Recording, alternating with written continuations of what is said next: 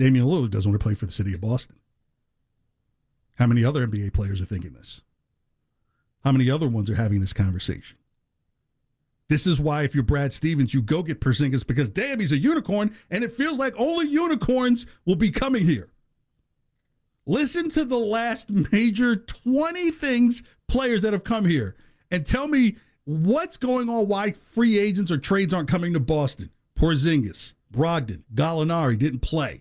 Blake Griffin, Enes Kanter, Freedom Press Chaser, Al Horford, Josh Richardson, Dennis Schroeder, Jeff Teague. This sounds like title stuff, right? Tristan Thompson, Kemba Walker, PJ Dozier, Aaron Baines, Gordon Hayward, Kyrie Irving. Maybe there's a suspect there. Shane Larkin, Marcus Morris, Gerald Green, Al Horford, once before, Amir Johnson, and David Lee.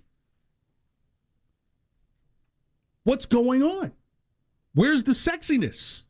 Why aren't players saying, you know what? You've got two dynamic guys there in Boston, and I don't want to go play with them? I'm baffled.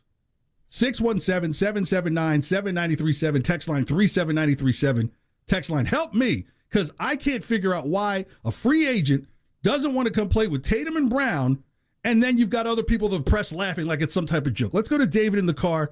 Thanks for calling KJ here on WEEI. I don't mean to speak in the third person, but I do have a wrestler's mentality. Good afternoon. Yeah. Good afternoon. I appreciate taking the call. So I'm a Celtics and why people don't want to come here.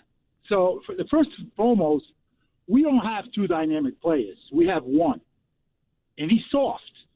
Brown had a chance to show that he could be a dynamic play, throughout the playoffs. Multiple times he had that opportunity to be that dynamic player, and he didn't come through. So I personally believe that he should have been the one traded. It's not going to work out with him and Tatum, okay? So for somebody to come here, I think we're going to be in for a rude awakening when the year goes on, when the season starts in Boston.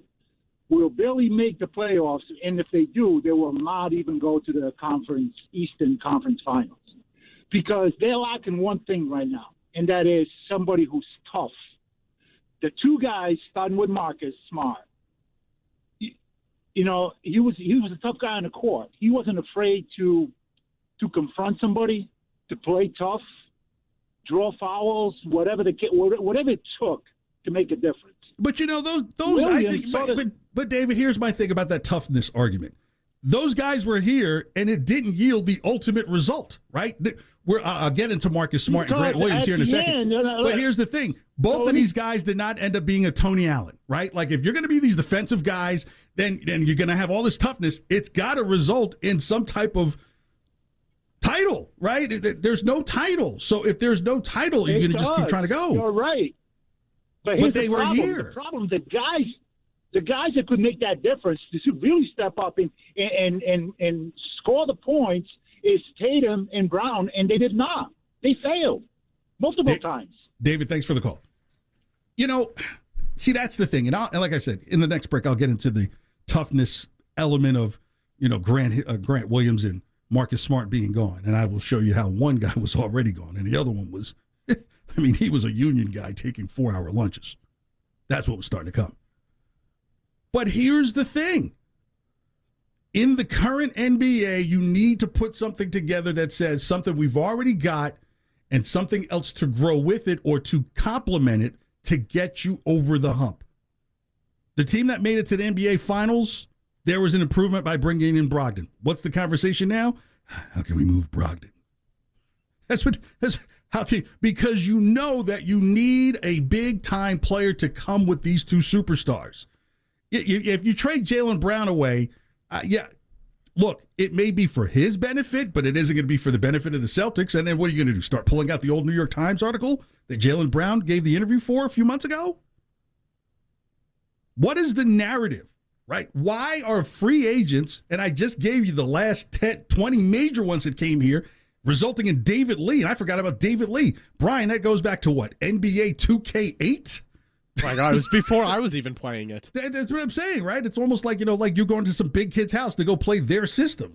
You still it's like the guy you get auto-drafted at the end. right, exactly. I never did that. But my point being is this. We can sell the history. We could talk about how we're neck and neck with the Lakers in banners. But it seems like there's always someone walking into the Lakers office to be a free agent. Dame Lillard is screaming to get to Miami, and they don't even have room. It's literally like trying to ask someone or calling up Ocean Gate now to see if they have any upcoming tours in 2 months. Like, it's not going to happen.